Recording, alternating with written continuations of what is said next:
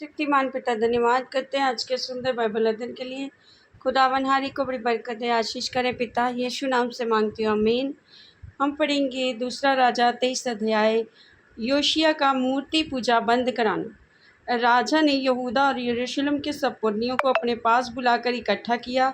तब राजा यहूदा के सब लोगों और यरूशलेम के सब निवासियों और जाजकों और नबियों वरन छोटे बड़े सारी प्रजा के लोगों को संग लेकर यहोवा के भवन में गया। उसने जो वाचा की पुस्तक यहोवा के भवन में मिली थी, उसकी सब बातें उनको पढ़कर सुनाई। तब राजा ने खम्भे के पास खड़े होकर यहोवा से इस आश्चर्य की वाचा बांधी कि मैं यहोवा के पीछे पीछे चलूँगा और अपने सारे मन सारे प्राण से उसकी आज्ञाएं, चितौनियाँ और विधियों का नित्य पालन किया करूँगा, और इस वाचा की बातों को जो इस पुस्तक में लिखी है पूरी करूँगा। और सारी प्रजा वाचा में सहभागी हुई। तब राजा ने हिल्किय्याह महायाजक और उसके नीचे के जाजकों और द्वारपालों को आज्ञा दी, जितने पात्र बाल और अशेरा और आकाश के सारे गणों के लिए बने हैं, उन सबों को यहोवा के मंदिर में से निकाल ले आओ। तब उसने उनको यरूशलेम के बाहर किरदोन के खेतों में फूंक कर उनकी राख बैतेल को पहुंचा दी। जिन पुजारियों को यहूदा के राजाओं ने यहूदा के नगरों के ऊंचे स्थानों में और यरूशलेम के आसपास के स्थानों में धूप जलाने के लिए ठहराया था, उनको, और जो बाल और सूर्य चंद्रमा राशि चक्र और आकाश के सारे गणों को धूप जलाते थे, उनको भी राजा ने दूर कर दिया। वह अशेरा को यहोवा के भवन में से निकाल कर यरूशलेम के बाहर किरदोन नाले में ले गया और वहीं उनको फूंक दिया और पीस कर बुकनी कर दिया। तब वह बुकनी साधारण लोगों की कब्रों पर फेंक दी। फिर पुरुषगामियों के घर जो यहोवा के भवन में थे, जहाँ स्त्रियाँ शेरा के लिए पर्दे बुना करती थीं, उनको उसने ढा दिया। उसने यहूदा के सब नगरों से याजकों को बुलवाकर गेबा से बेर्शेबा तक के उनके स्थानों को, जहाँ उन याजकों ने धूप जलाया था, अशुद्ध कर दिया, और फाटकों के ऊँचे स्थान अर्थात जो स्थान नगर के यहोशू नामक हाकिम के फाटक पर थे और नगर के फाटक के भीतर जाने वाले के बाईं ओर थे, उनको उसने ढा दिया। तो भी ऊँचे स्थान के जाजक यरूशलेम में यहोवा की वेदी के पास ना आए। वे अख़मीरी रोटी अपने भाइयों के साथ खाते थे। और फिर उसने तोपेत को, जो हेम्रोन वंशियों की तराई में था, अशुद्ध कर दिया, ताकि कोई अपने बेटे या बेटी को मोलेक के लिए आग में होम करके न चढ़ाए।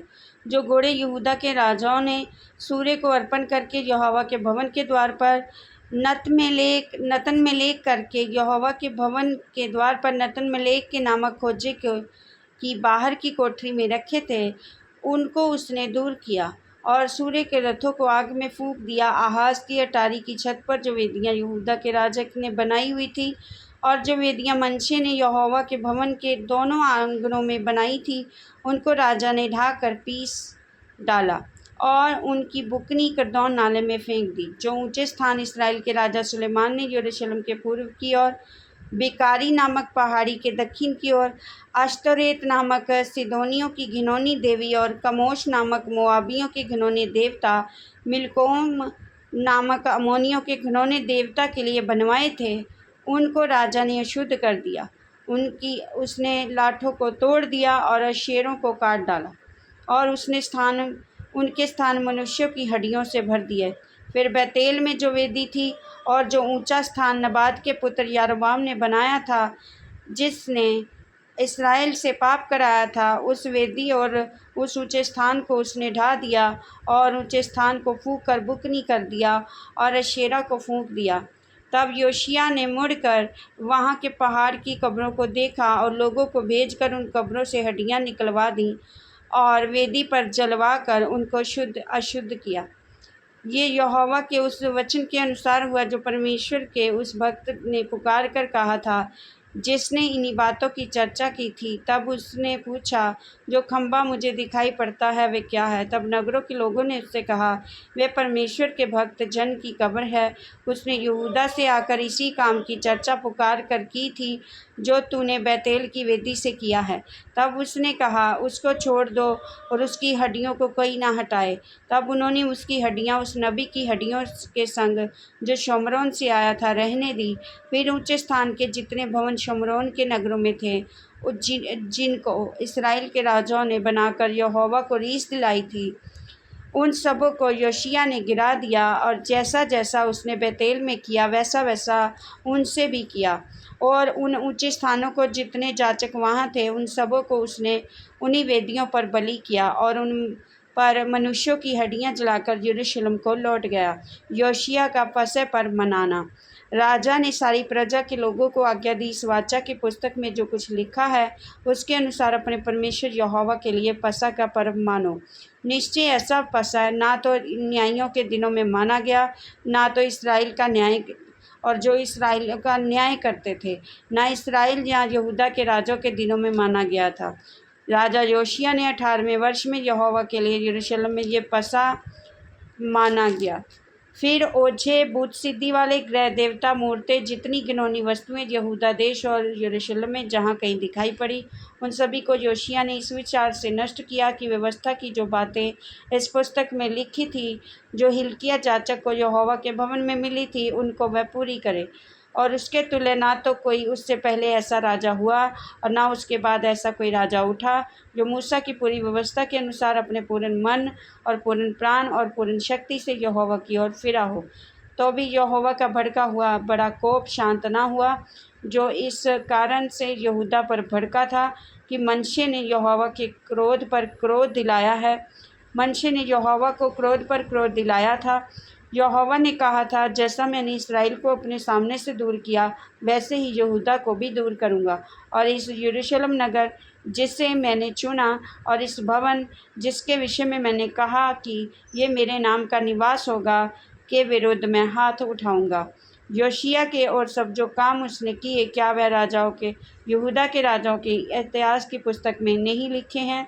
उसके दिनों में फिरोक नको नामक मिस्र का राजा अश्शूर के राजा की सहायता करने फरात नाम महानंद तक गया, तो योशिय्याह राजा भी उसका सामना करने को गया, और फिरौन नको ने उसको देखते ही मगिद्दो में मार डाला।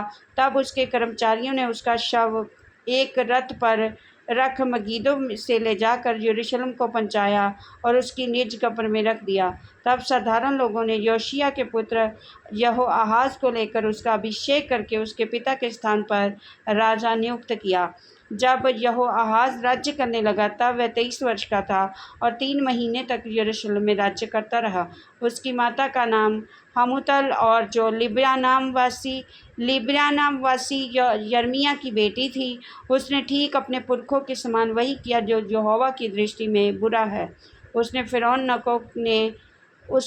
नको ने हमात देश के रिबला नगर में बंदी बना लिया ताकि वह यरूशलेम में राज्य न करने पाए।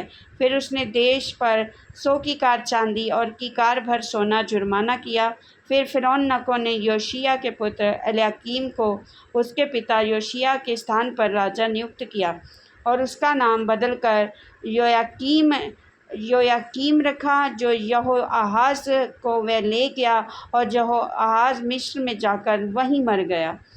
योयाकीम ने फिरौन को वह चांदी और सोना तो दिया, परंतु देश पर इसलिए कर लगाया कि फिरौन की आज्ञा अनुसार उसे दे सके, अर्थात देश के सब लोगों ने से जितना जिस पर लगान लगा उतनी चांदी और सोना उससे फिरौन नको को देने के लिए ले लिया।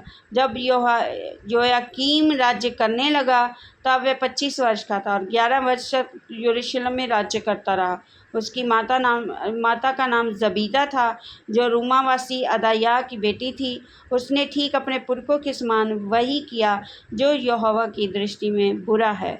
इस वचन के द्वारा प्रभु ब्लेस करेंगे। आमीन। सबको जय मसीह।